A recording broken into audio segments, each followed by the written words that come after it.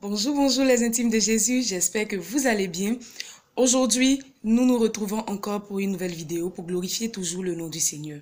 Vous voyez, partout sur les réseaux sociaux, nous voyons des vidéos sur des évangélisations, des programmes, des croisades, tout ça pour emmener des âmes à Christ. Nous voyons des personnes qui sont dans les rues en train de parler de Jésus-Christ, des personnes qui, sur les réseaux sociaux, évangélisent, des personnes qui organisent des programmes d'évangélisation, qui organisent des croisades d'évangélisation. Tout ça pour la gloire de l'Éternel des armées. Et nous voyons quelques personnes qui se demandent, mais moi qui ai si honte, comment je peux faire pour évangéliser, pour parler aussi de Jésus, pour aller dehors, pour parler de Jésus à quelqu'un? Comment je peux faire pour être dans cette même dynamique-là, de parler de Christ à toutes ces personnes-là et tout? Mais moi, aujourd'hui, je viens pour vous parler de la première évangélisation. Peut-être que tu ne le sais pas, mais sache qu'il y a une première évangélisation, il y a une première étape dans l'évangélisation que chacun de nous fait même peut-être sans le savoir et qui est très importante aux yeux de Dieu. Et cette première évangélisation-là, pour pouvoir en parler, nous allons prendre le livre de Corinthiens, 2 Corinthiens chapitre 5, le verset 17. La Bible nous dit, si quelqu'un est en Christ, il est une nouvelle créature. Les choses anciennes sont passées et toutes choses sont devenues nouvelles. Si quelqu'un est en Christ, il est une nouvelle créature. Les choses anciennes sont passées et toutes choses sont devenues nouvelles. Amen.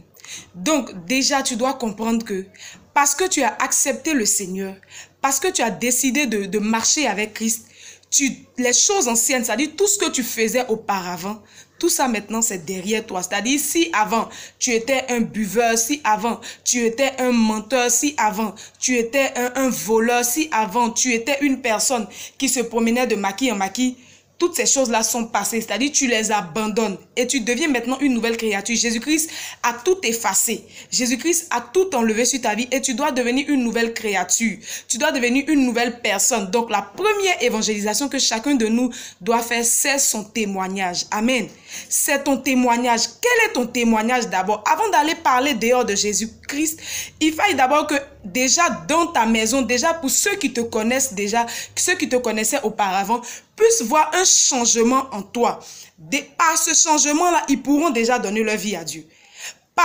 Le fait que ton témoignage est positif au jour d'aujourd'hui, ça peut déjà emmener des âmes à Christ. Avant même d'aller dehors, pour pouvoir prendre un micro, pour dire que Jésus-Christ est vivant, Jésus-Christ est ressuscité, faille que d'abord toi-même ta vie puisse changer. Faille que d'abord toi-même tu puisses changer de comportement. Et de par le comportement, je veux parler, si à la maison tu étais quelqu'un de très impoli, qui ne respectait personne, parce que tu as accepté le Seigneur, il faut que tes parents ou les gens de ta famille puissent dire, mais depuis que Joséphine, depuis que Matt a accepté Jésus, elle a changé, elle n'est plus impolie, elle respecte beaucoup. C'est déjà une évangélisation pour ceux qui sont dans ta famille, qui n'ont pas encore donné leur vie à Christ. Donc avant même d'aller prendre le micro pour dire dehors, Jésus-Christ est vivant, Jésus-Christ sauve, Jésus-Christ change les vies, toi-même déjà, tu auras déjà évangélisé dans ta propre maison.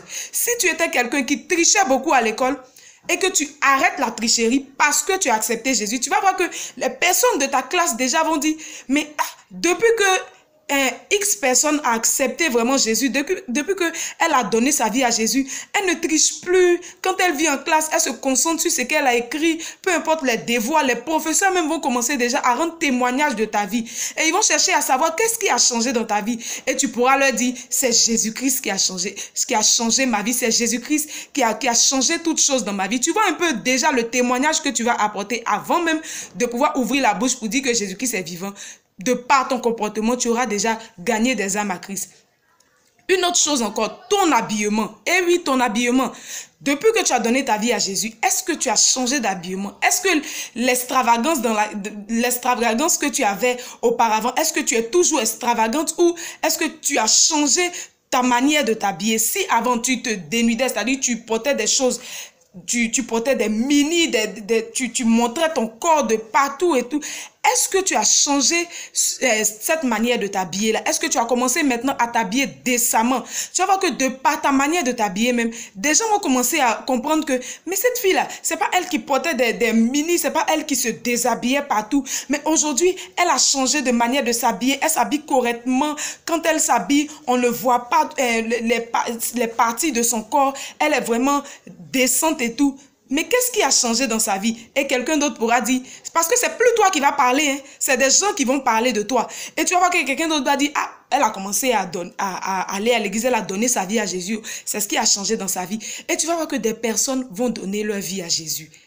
Au travail aussi. Si tu étais quelqu'un qui était corrompu, quelqu'un qui ne respectait pas ses patrons, et parce que tu as donné ta vie à Jésus, parce que tu es une nouvelle créature, parce que les choses anciennes sont passées et que toutes choses sont devenues nouvelles dans ta vie, tu as commencé maintenant à respecter les patrons. Tu as commencé maintenant à faire les choses de façon correcte, à ne plus tricher dans le travail, à ne plus être corrompu. Tu as commencé à être clair dans tout ce que tu fais. Tu vas voir que des personnes vont se demander, mais attends, qu'est-ce qui a changé dans sa vie? Il a donné sa vie à Jésus. Ah bon? Donc Jésus peut autant changer une personne, je veux aussi lui donner ma vie. Donc juste pour nous dire ce matin que de par ton comportement, de par ton témoignage, des personnes déjà peuvent être gagnées à Christ. Et c'est ce que le Seigneur recherche. Parce que même si tu vas parler de Jésus partout et que toi-même ta vie n'est pas rangée, tu n'iras pas au ciel. Tu permettras à des personnes d'y aller, mais toi-même, tu n'entreras pas au ciel. C'est pourquoi change ton comportement, change ton témoignage.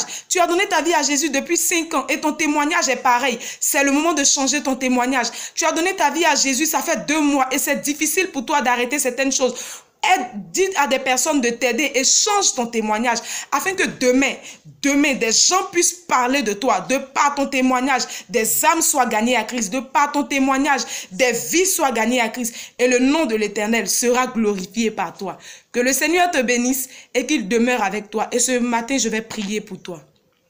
Éternel, je veux te prier pour toutes ces personnes-là qui t'ont donné leur vie, mais qui jusqu'à présent, c'est difficile pour eux de changer leur témoignage. C'est difficile pour eux de changer véritablement de vie, de montrer aux hommes qui t'ont véritablement accepté. Aide ces personnes-là, aide-nous à marcher dans tes voies, afin que par notre vie, que par notre comportement, des âmes soient gagnées à toi. Comme Paul, Père éternel, qui était celui-là même qui persécutait l'église, mais qui par toi, Père éternel, a changé de vie et est devenu celui-là même qui emmène des âmes à Christ. Que la gloire te revienne au nom de Jésus-Christ de Nazareth. Amen. Que Dieu vous bénisse et qu'il demeure toujours avec vous. Bonne journée.